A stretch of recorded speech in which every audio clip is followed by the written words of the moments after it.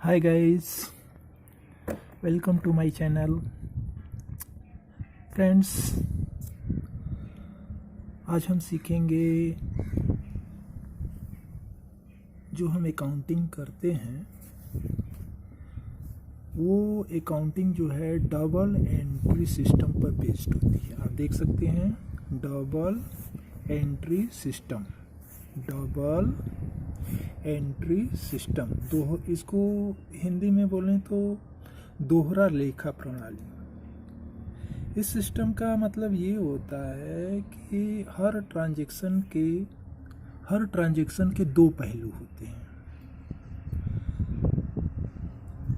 एक को डेबिट किया जाता है, एक को क्रेडिट किया जाता है। यदि किसी एक अकाउंट को डेबिट 5,000 रुपये से किया जाता है तो उसके बराबर रकम से ही, यानी 5,000 से ही दूसरे अकाउंट को क्रेडिट किया जाएगा। माने हर ट्रांजैक्शन में दो चीज़ें इन्वॉल्व होती हैं। एक खाते को डेबिट किया जाता है और दूसरे खाते को क्रेडिट किया जाता है।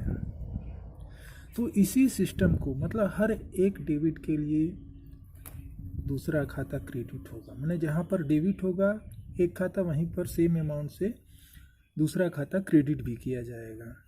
तो इस जो प्रणाली है, ये जो सिस्टम है एंट्री करने का, लेखांकन करने का, हिंदी में लेखांकन बोलते हैं, तो ये जो तरीका है इसको हम बोलते हैं डबल एंट्री सिस्टम। तो इस समय इंडिया चाहे पूरे वर्ल्ड में जो सिस्टम फॉलो होता है अकाउंटिंग एंट्रीज के लिए, उसे हम डबल एंट्री सिस्टम के नाम से जानते हैं। डबल एंट्री सिस्टम यानी दोहरा लेखा प्रणाली, जहाँ पर हर एक डेबिट के लिए यदि एक खाता डेबिट होगा तो दूसरा खाता वहाँ पर क्रेडिट होगा और बराबर रकम से होगा। ताकि मतलब तराजू होता है ना, जैसे आप तराजू को देखे होंगे कि मतलब बराबर वजन होता है, मतलब इधर भी उधर भी। तो इसी तरह यदि यहाँ पर एंट्री किया जाता है तो यदि एक खाता डेबिट हो रहा है तो वहाँ पर दूसरा खाता क्रेडिट होगा सेम रकम से। आप इसका उदाहरण के लिए ले सकते हैं, जैसे कि आपको एंट्री दिखाते हैं। जैसे कि मान लीजिए हमने सेल्स किया, सेल किया, दिख रहा होगा आपको, है ना। ये सेल किया 1 लाख, जैसे ये है ना, sales of ₹1 lakh to Ram and company on credit. तो यहाँ हमने राम एंड कंपनी को सेल किया हुआ है 1 लाख का। तो यहाँ पर दो खाते इन्वॉल्व हैं। यहाँ पर सेल्स इन्वॉल्व है, एक खाता सेल्स हो गया, एक खाता यहाँ पर एक खाता सेल्स हो गया और दूसरा हो गया राम एंड कंपनी का। तो यदि 1 लाख का यहाँ पर सेल हुआ है तो यहाँ पर दो खाते हो गए। एक तो सेल हो गया, सेल का खाता, तो यहाँ पर सेल्स को क्रेडिट किया जाएगा 1 लाख से, और चूंकि राम यहाँ पाने वाला है इस सेल्स को, तो राम एंड कंपनी को डेबिट किया जाएगा 1 लाख से। जैसे आप देख सकते हैं एंट्रीज को, Ram and company debit 1 lakh to sales account 1 lakh. मतलब दो खाते इन्वॉल्व होते हैं। माने 1 लाख से यदि एक खाता डेबिट हो रहा तो वहीं पे दूसरा खाता 1 लाख उतने ही रकम से क्रेडिट किया जाएगा। इसी को बोलते हैं डबल एंट्री सिस्टम। माने यदि कोई डेबिट हुआ है खाता तो वहीं पे उतने ही रकम से दूसरा खाता क्रेडिट भी करना होता है। तो इस सिस्टम को बोलते हैं डबल एंट्री सिस्टम। तो ये सिस्टम फॉलो करके हम लोग अकाउंटिंग करते हैं। और दूसरी बात हम आपको बताना चाहेंगे, ये जो कॉन्सेप्ट होता है ना एंट्री करने का, एंट्री हम करते हैं बिजनेस, किसी भी बिजनेस व्यापार का एंट्री करते हैं, लेखा करते हैं। तो यहाँ पर समझने वाली बात होती है कि जो बिजनेस है व्यापार है और जो बिजनेस व्यापार कर रहा है, मतलब उसका जो ओनर है, दोनों अलग अलग व्यक्ति होते हैं और दोनों का सेपरेट एग्जिस्टेंस होता है, दोनों सेपरेट एंटिटी होते हैं, यानी दोनों लोग का अलग अलग अस्तित्व है। जो बिजनेस करने वाला व्यक्ति है यानी उसका जो ओनर है उसका अलग अस्तित्व है और जो बिजनेस है उसका अलग अस्तित्व है। तो हम लोग जब अकाउंटिंग करते हैं ना, तो बिजनेस ओनर का नहीं करते हैं, हम लोग बिजनेस का उसके बिजनेस का अकाउंटिंग करते हैं। बिजनेस, उसका बिजनेस अलग है और वो जो व्यक्ति बिजनेस करने वाला है वो अलग है। दोनों लोग का कानून की दृष्टि में अलग अलग अस्तित्व होता है। जैसे आप कंपनी को ही लेंगे तो कंपनी का अलग अस्तित्व होता है और कंपनी का मालिक का अलग अस्तित्व होता है। दोनों लोग का सेपरेट एग्जिस्टेंस होता है, दोनों लोग सेपरेट एंटिटी होते हैं। तो इस प्रकार से हम जब किसी बिजनेस का अकाउंटिंग करते हैं, व्यापार का अकाउंटिंग करते हैं, तो हम उस पर्टिकुलर बिजनेस व्यापार का अकाउंटिंग करते हैं, उस संस्था के अकाउंटिंग करते हैं, न कि उसके ओनर का अकाउंटिंग करते हैं। ओनर की पुस्तकों में अकाउंटिंग नहीं कर रहे होते हैं, हम उस बिजनेस व्यापार जो संस्था है उसमें अकाउंटिंग कर रहे होते हैं। तो आपको अकाउंटिंग करने के लिए इन बातों को भी समझना बहुत ज़रूरी है, इसलिए मैंने सोचा कि बता दिया जाए कि बिजनेस और बिजनेस करने वाला दोनों अलग अलग व्यक्ति होते हैं और दोनों का अलग अलग अस्तित्व होता है। हम लोग बिजनेस का अकाउंटिंग करते हैं, न कि बिजनेस ओनर का। तो हम बिजनेस के पॉइंट ऑफ व्यू से सोचते हैं और उस आधार पर अकाउंटिंग करते हैं। उस आधार पर सोचते हैं कि किस खाते को डेबिट करना होता है और किस खाते को क्रेडिट करना होता है। और इसके आगे तीसरी सबसे अहम बात हो जाती है अकाउंटिंग करने के लिए अकाउंटिंग रूल्स की। मैंने कुछ रूल्स बनाए गए हैं जिनके आधार पर हम अकाउंटिंग करते हैं, जिनको कि हम गोल्डन रूल्स ऑफ अकाउंटिंग के नाम से जानते हैं। और जो देयर आर 3 गोल्डन रूल्स।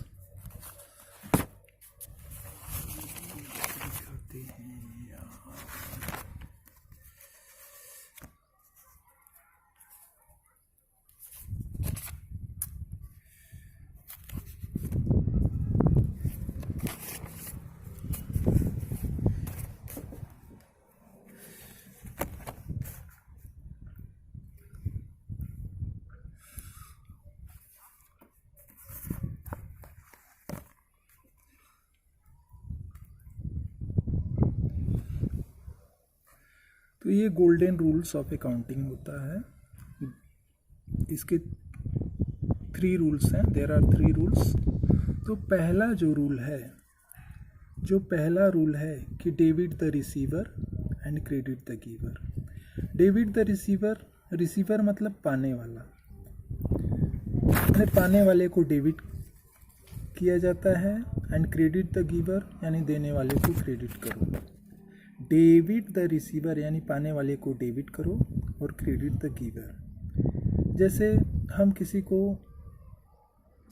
माल बेचते हैं तो वहाँ पर उस माल को यदि उधार बेच रहे हैं तो उस माल को कोई पा रहा होगा। तो डेबिट द रिसीवर यानी पाने वाले को डेबिट करो। डेबिट द रिसीवर यानी पाने वाले को डेबिट करो। और इसी प्रकार से जब हम कुछ चीज़ खरीद रहे होते हैं, उधार मान लीजिए खरीद रहे होते हैं, परचेज कर रहे होते हैं बिजनेस में, तो वो उस परचेज को जब उधार खरीदेंगे तो कोई देने वाला होगा। तो वहाँ पर क्रेडिट द गिवर मतलब देने वाले व्यक्ति को क्रेडिट किया जाता है। मान लीजिए हमने राम से खरीदा, परचेज किया और वो भी उधार परचेज किया, तो राम को क्रेडिट करेंगे, काम को क्रेडिट करेंगे, क्योंकि क्रेडिट द गिवर। तो ये रूल्स भी बहुत इंपॉर्टेंट होते हैं। दूसरा है कि डेबिट व्हाट कम्स इन। दूसरा रूल है, ये अकाउंटिंग करने के रूल्स हैं। दूसरा रूल है डेबिट व्हाट कम्स इन, मतलब जो भी बिजनेस में आता है उसे डेबिट करते हैं। And credit what goes out, जो बिजनेस से जाता है उसे क्रेडिट करते हैं। यानी जो बिजनेस में आए उसे डेबिट करो और जो बिजनेस से जाए उसे क्रेडिट करो। अब जैसे किसी को पेमेंट हुआ तो बिजनेस से पैसे गए ना, किसी को पेमेंट हुआ तो बिजनेस से पैसे गए माने बिजनेस से क्या गया, कैश गया, तो हम उसे क्रेडिट करेंगे। और इसी तरह किसी से हमें पेमेंट मिला तो हमारे पास क्या आया, कैश आया, तो हम उसे डेबिट करेंगे। डेबिट व्हाट कम्स इन मतलब जो हमारे पास कैश के रूप में आया, किसी से पेमेंट हुआ तो हमारे बिजनेस में आया तो उसे डेबिट करेंगे। और हमने किसी को पेमेंट किया तो हम उसे क्रेडिट करेंगे। Credit what goes out. और तीसरा रूल है कि debit all expenses and losses. जो भी बिजनेस के खर्चे होते हैं, एक्सपेंसेस होते हैं, लॉसेज होते हैं, हानियाँ होती हैं, उनको हम डेबिट करते हैं। एक्सपेंसेस क्या होते हैं, जैसे आपने स्टाफ रखा है बिजनेस में तो उसको सैलरी देंगे, बिजली का कनेक्शन है तो उसका बिजली का बिल देंगे, किराए पे लिया है प्रीमाइसेस बिजनेस करने के लिए तो उसका रेंट देंगे। तो ये जो सैलरी है, बिजली का बिल है, रेंट है, ये सब क्या है, उस बिजनेस के लिए एक्सपेंस है। तो आप क्या करेंगे कि जो भी एक्सपेंसेस है, जैसे सैलरी है, रेंट है, इलेक्ट्रिसिटी बिल है, आपने मान लीजिए भाड़ा दिया, फ्रेट है, तो इन सबों को डेबिट करते हैं क्योंकि एक्सपेंस है। लॉजिक क्या है कि जो एक्सपेंसेस हैं उनको डेबिट करते हैं। तो किसी को आपने सैलरी दिया तो उसको डेबिट करेंगे, किसी को आपने रेंट दिया तो उसको डेबिट करेंगे, फ्रेट दिया तो डेबिट करेंगे। तो ये डेबिट इसलिए किया कि वो एक्सपेंस है, इसलिए डेबिट किया। इसी तरह जो भी इनकम्स हैं, अब जैसे परचेज है, जब भी आप परचेज करते हैं तो परचेज बिजनेस के लिए क्या है, expense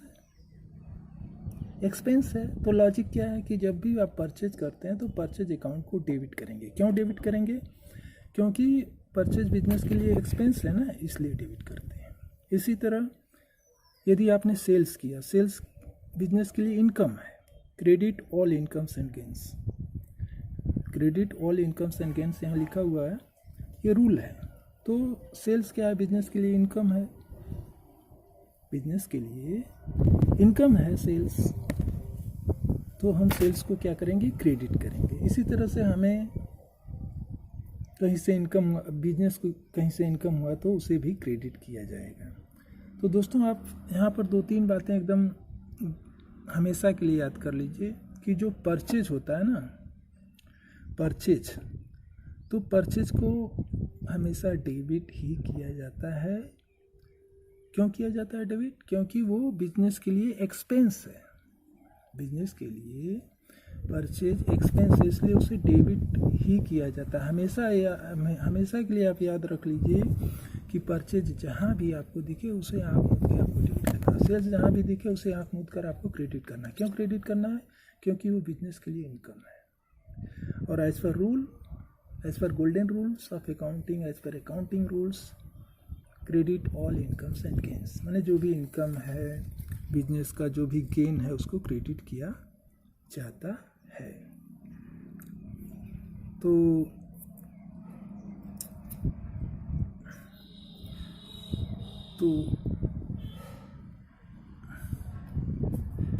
thanks for watching this video.